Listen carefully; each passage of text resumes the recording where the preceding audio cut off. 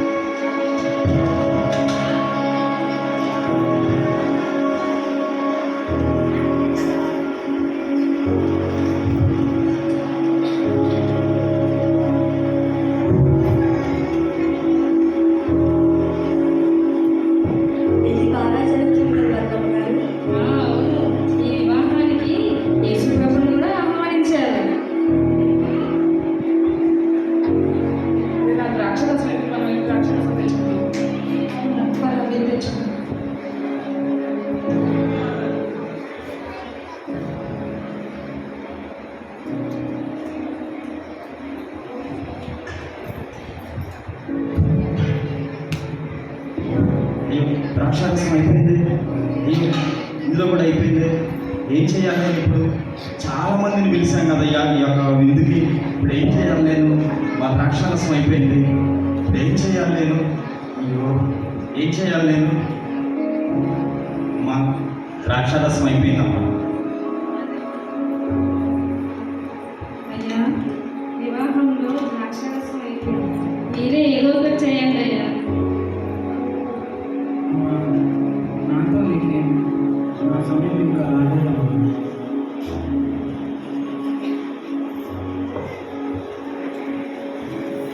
ఆయన మీతో చెప్పినది చేయండి.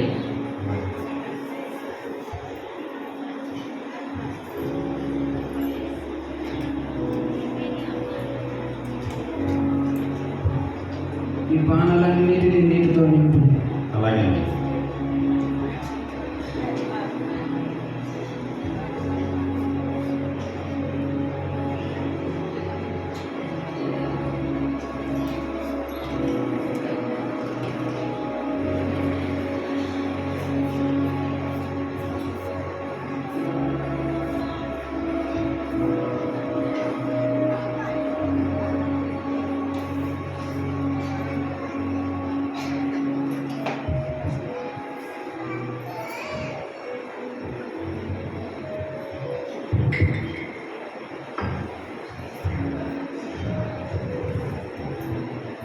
బాణాలన్నీ ద్రాక్షారసంతో నింపబడి ఎంత అద్భుతం! ఎలాంటి ఆశ్చర్యకార్యం చేశాడు యేసు ప్రభువారు. రండి అమ్మ రండి, అందరూ తాగండి. ఎలాంటి కార్యం చేశాడండి దేవుడు. కూడా కొంచెం పోయేది.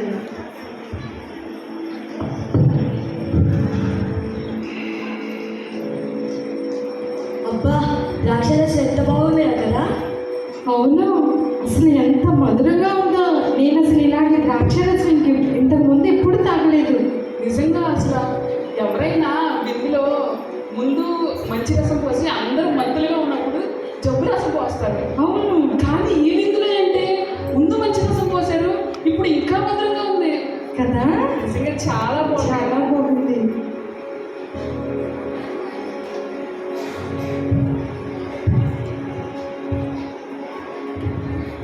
ఓకే, బాగుందా పిల్లలు?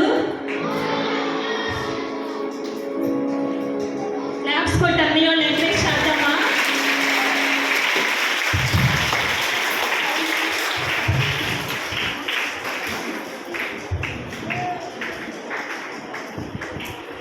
అబ్బా అబ్బా అబ్బా, ఇది ఎంత ఆశ్చర్యం! కానానులో జరిగిన మొదటి సూచన క్రియ. యేసు ప్రభువారు మొదటగా చేసిన సూచక్రియ. కానాను విందులో నీళ్లను ఎలా మార్చినారు? ద్రాక్షారసంగా మార్చినారు. ఇంకా యేసయ్య చేసిన చాలా ఉన్నాయి, మీరు జాగ్రత్తగా చూడండి. అబ్బా అబ్బా అబ్బా అబ్బా, ఎంత ఆశ్చర్యము! అసలు నీళ్లు ద్రాక్షారసంగా మారటమా? ఇది ఎంత ఆశ్చర్యము అని చాలా ఆశ్చర్యంగా ఉంది కదా. ఎప్పుడు చూడాలా? అదే మన ఇంట్లో కనుక ద్రాక్షారసం చేయాలంటే ఎవరు చూడాలా? ముందు గ్రేప్స్ తేవాలి, వాటిని గింజలు వలవాలి, వలవాలి. దాన్ని ఫ్రై చేయాలి, చక్కెర వేయాలి, ఎంత చేయాలో. కానీ యేసయ్య నార్మల్ వాటర్ని ప్రార్థన చేస్తే ద్రాక్షారసం అయిపోయింది. నిజమే. ఎంత ఆశ్చర్యం కదా. అందుకే ఆయనకున్న గొప్ప ఏంటో తెలుసా నీకు? ఆశ్చర్యకరుడు. ఆశ్చర్యాలు చేసే దేవుడు మన యేసయ్య కాబట్టి ఆయనకి ఆశ్చర్యకరుడు అని పేరు పెట్టారు. అదే కాదు, ఆ సమయంలో కనుక ద్రాక్షారసం అయినప్పుడు యేసయ్య లేకుండా ఆ ద్రాక్షారసాన్ని చేయకపోయినట్టయితే అందరూ చుట్టుకొని వెళ్ళిపోయారు కదా. ఆయన సమయస్ఫూర్తితో ఏం చేశారు?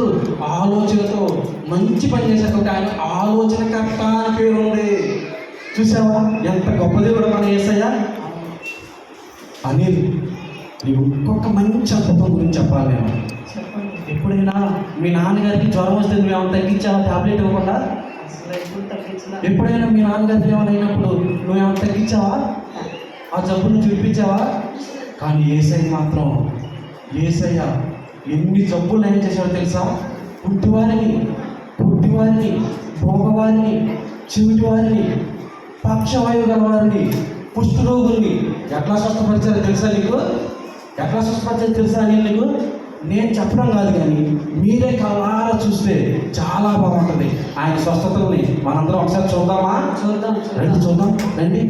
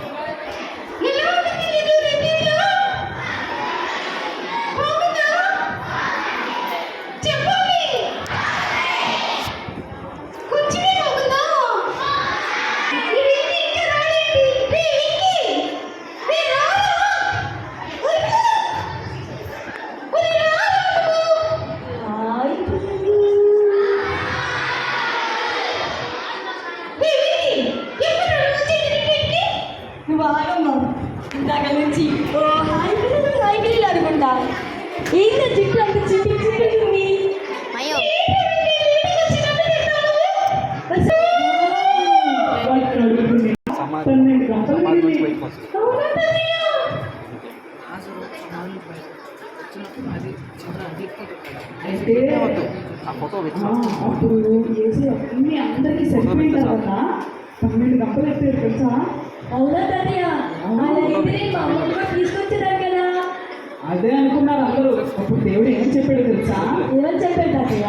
మనుషులు రొట్టె వలన మాత్రం కాదు కానీ దేవుని నోటి నుండి వచ్చే ప్రతి మాట వలన జీవించమని చెప్పాడు.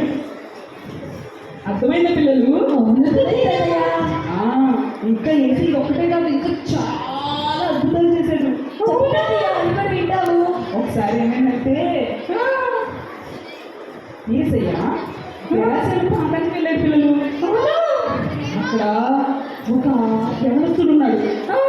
ఆ యవనస్తుడు ఇంట్లో ఉండేవాడు కాదు, రూమ్ లో పడుకునేవాడు కాదు. మీరు ఇంట్లో పడుకుంటారా, రోడ్లో పడుకుంటారా? అవును కదా. అయితే చాలా అల్లరి చేసేవాడు. అయితే ఏమైందంటే తను ఒకసారి సమాధి మీద పడుకునేవాడు. సమాధానం తాతయ్య ప్రైవేట్ తాతయ్య కాదు పిల్లలు, ఇంకా ఏం చేసేవాడు తెలుసా? తను అలా చేస్తున్నాడు, తనే గాయపరుచుకునేవాడు, తనే రాళ్ళతో కొట్టుకునేవాడు. మరి అలా చేస్తారని ఆ ఊర్లో వాళ్ళందరూ ఏం చేశారంటే అతన్ని తాళ్ళతో గొలుసులతో కట్టేశారు. అవును పిల్లలు, అలా కట్టినా కానీ అవన్నీ తెంపుకొని వచ్చేసేవాడు తెలుసా? ఎందుకో తెలుసా? ఎందుకు తాతయ్య? అతనిలో 2000 దయ్యాలున్నాయి.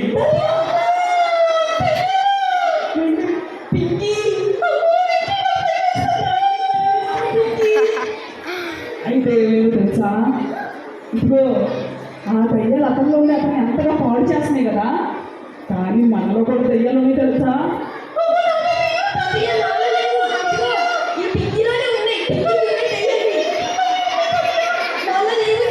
సరే మీరు లేవన్నారు కదా, చెప్పనా? మీరు ఎప్పుడైనా దొంగతనం చేశారా? చేసింది.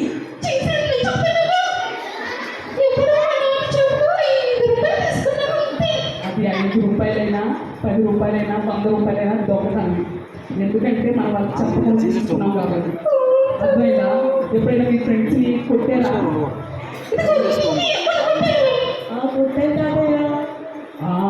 అట్లా మనం ఊరిని కొడతా ఉంటాము, వాళ్ళతో పోట్లాడుతూ ఉంటాము, అల్లరి చేస్తూ ఉంటాము. ఇంకా చూడండి పిల్లలు, అందులో చాలా మంది అబద్ధాలు ఆడుతూ ఉంటారా?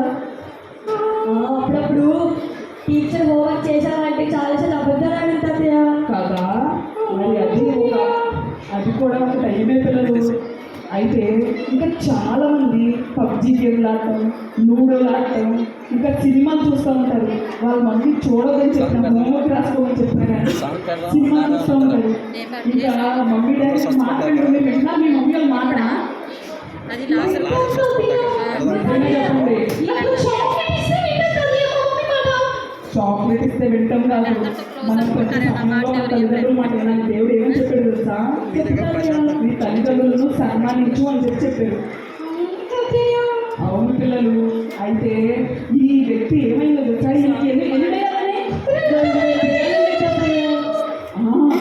అలా ఉండగా ఎప్పుడైతే తను ఏసీ దగ్గరికి వచ్చాడో, ఏసీ వాటన్నిటిని అతని బల్ల దయ్యాలు కూడా తీసుకొస్తాడు తెలుసా? అవును పిల్లలు. ఎప్పుడైతే మనం ఏసీ దగ్గరికి వెళ్ళి అడుగుతామో, ఏసీ నన్ను క్షమించేసేయా, నీకు చేసేసేయా, నా దొంగతనం నుండి విడిపించేసేయా, నా అబద్ధం నుండి విడిపించేసేయా, ఎప్పుడైతే అంటావో అప్పుడు ఏసీ నేను వాటన్నిటి నుండి విడిపించేసి నేను కొత్త వ్యక్తిగా చేస్తాడు. సరే తాతయ్య. అడుగుతారు ఏసీని.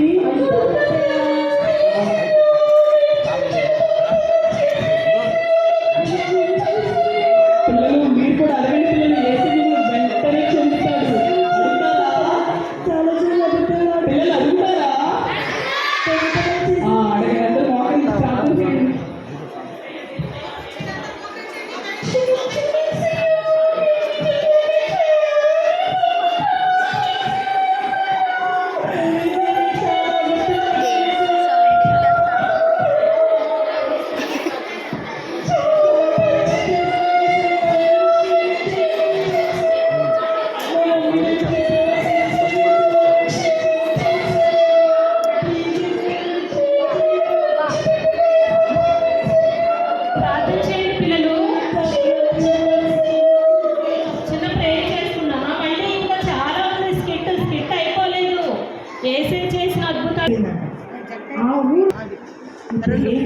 చనిపోతున్నారు జీసస్ పెద్దవా ఆ లాజర్ ఇక్కడ ఎక్కడో ఉన్నాడు, చనిపోయాడు.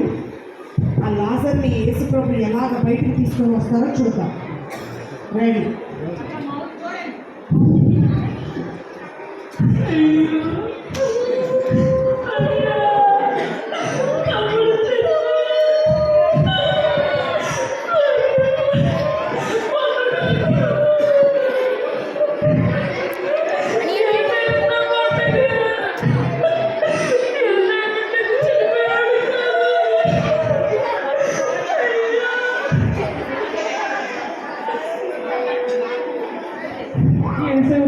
చనిపోయాడు కాదు మరియా.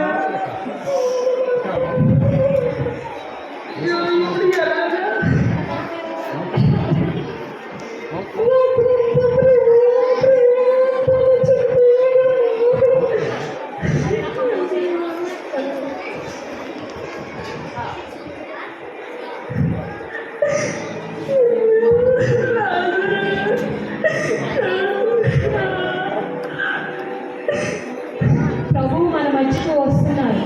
ప్రభువు మన మధ్యకు వస్తున్నారు.